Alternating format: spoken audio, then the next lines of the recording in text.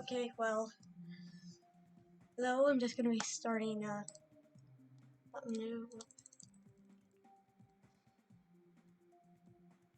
Yep, this definitely something new I'm doing. Yeah, it's editorial of them. God, I hope the song is copyrighted. Maybe, something I could do. Just try not to get some. Oh, I have an idea.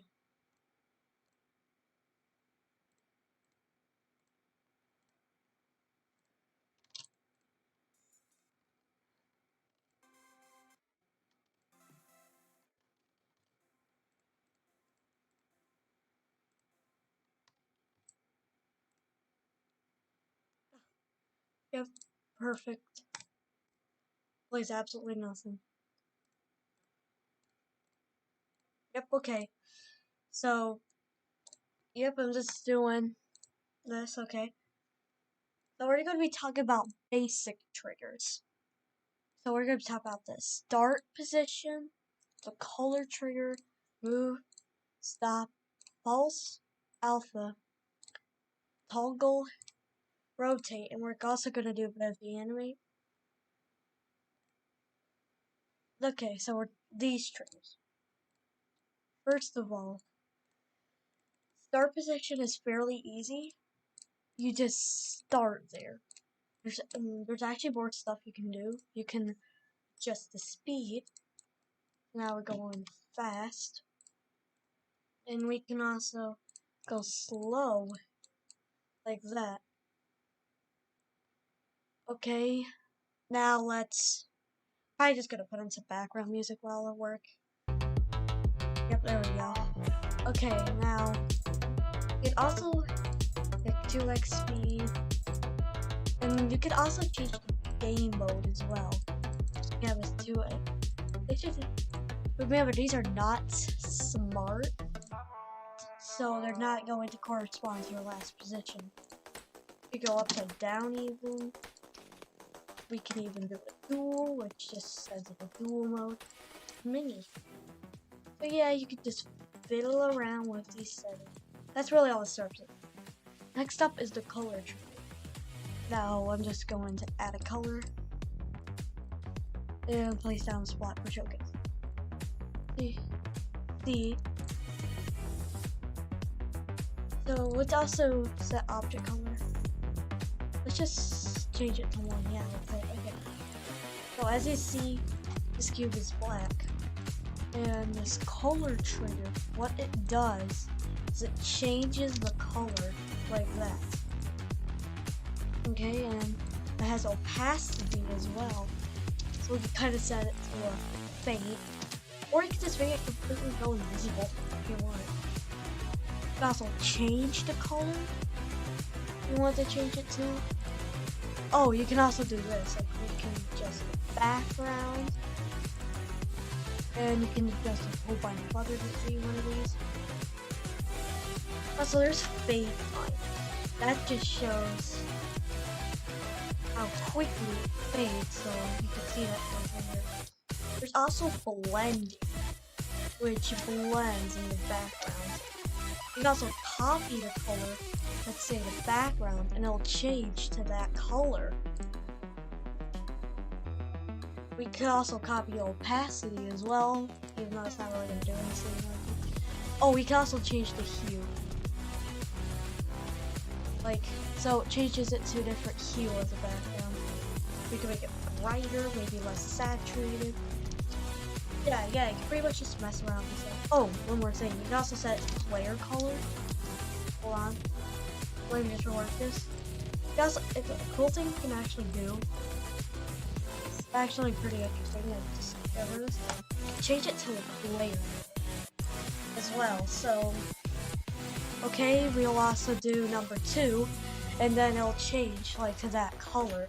So, as you see, yeah, it's pretty much all for the color trigger. Next up is the move trigger.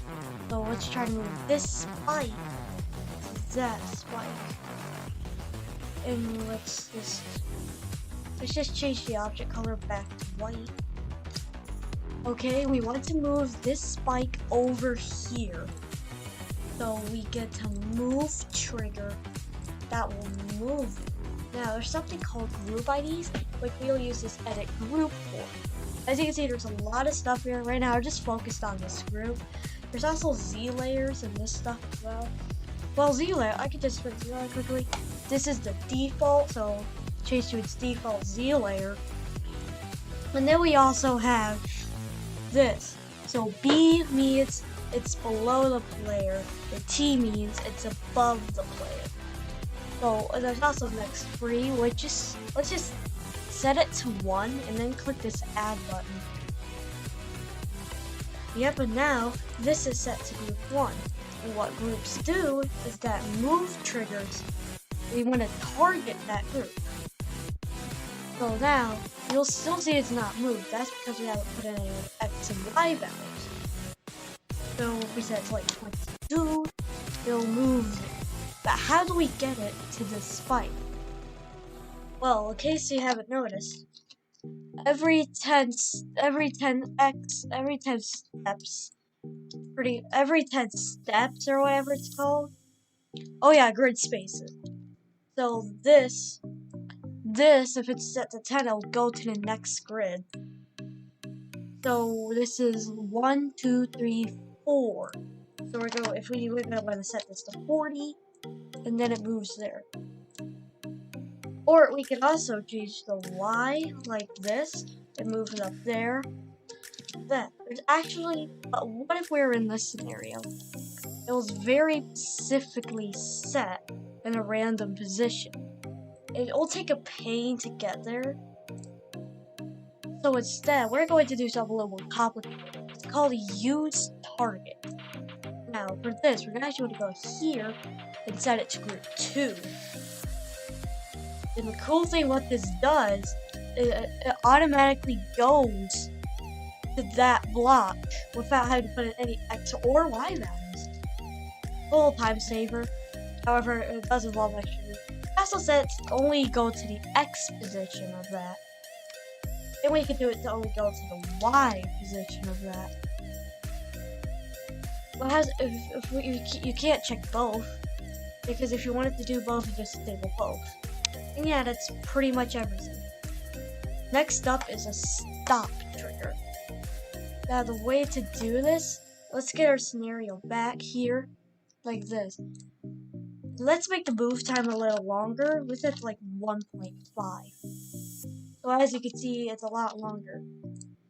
And the only way for it to stop is to end the cycle. This is the use of the stop trigger.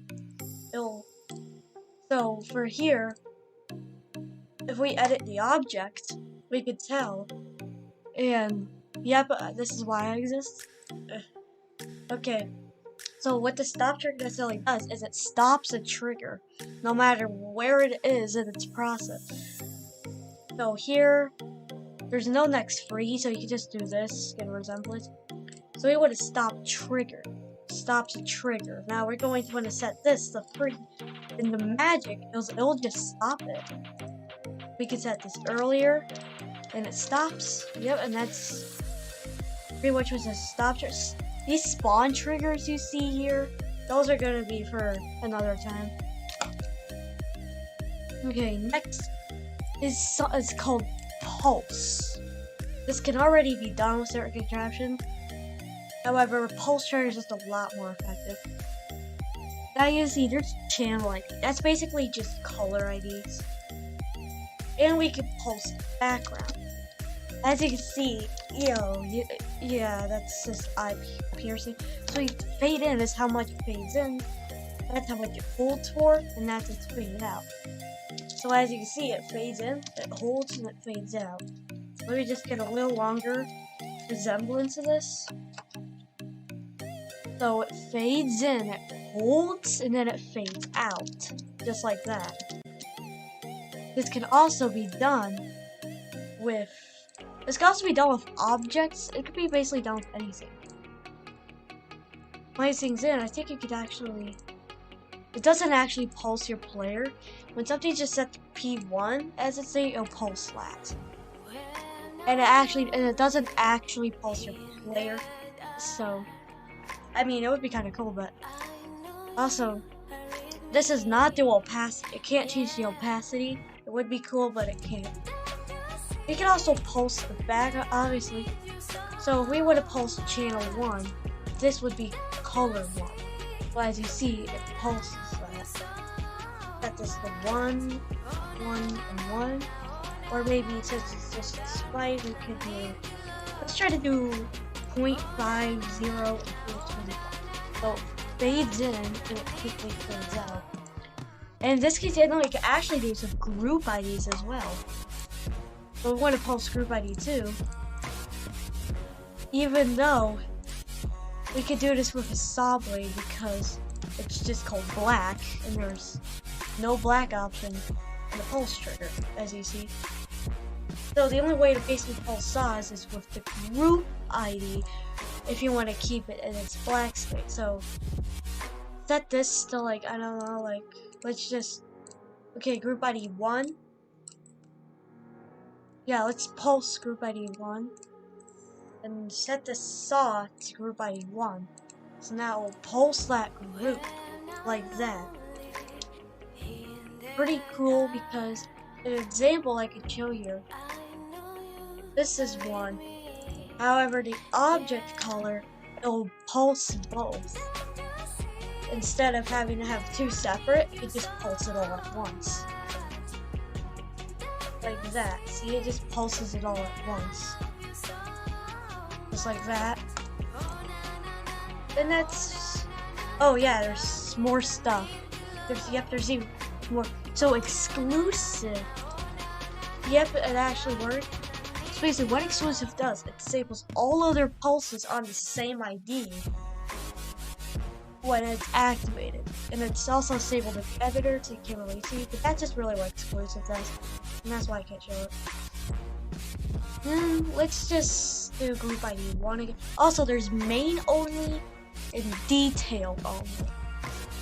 So this actually works on orbs, and I think black is the most that you can get out of it.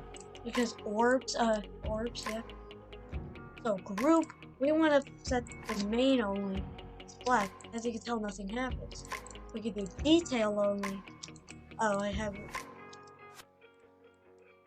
So, oh yeah, I forgot to set. Also, if you want an endless color, you just do that. So I think main only, that changes the orb color. Detail only doesn't. So this could be useful if you want to only pulse. You basically only want to pulse an orb because you can do this. This is detail only, group ID 1. And then yeah, fatally detail only, it's what I said. Oh, I keep forgetting. There's also HSV. I don't want to keep going too long on the pulse trigger. HSV, it's pretty much the same thing, except it pulses it. They obviously got all that and everything. There's also a trash bin button that will just reset it. Yeah. Next up is the alpha trigger. Probably the most abused trigger in the game. You can basically change the opacity of an object. Say group 1. We set it here. The opacity will change. You can also change the fade time. So as you can tell, we can make it fade out of existence. This can be used with like disappearing effects behind you. Keep setting up an array. Yeah, that's something we're going to be talking about later. Okay, that's pretty much toggle. Toggle is definitely more complicated than pretty much everything else. I'm not sure if I mentioned it, but okay, well. It toggles on and off group of objects, and also disabled objects become invisible and untouchable. And the disable and if you disable trigger, it will not activate. We can activate. So really quickly, we can deactivate the one, which we can say is this. Now I can make a giant impassable wall of spikes, just like that. Also, turn off preview mode will show everything, and it's pretty useful. So look, as you see, everything just vanishes.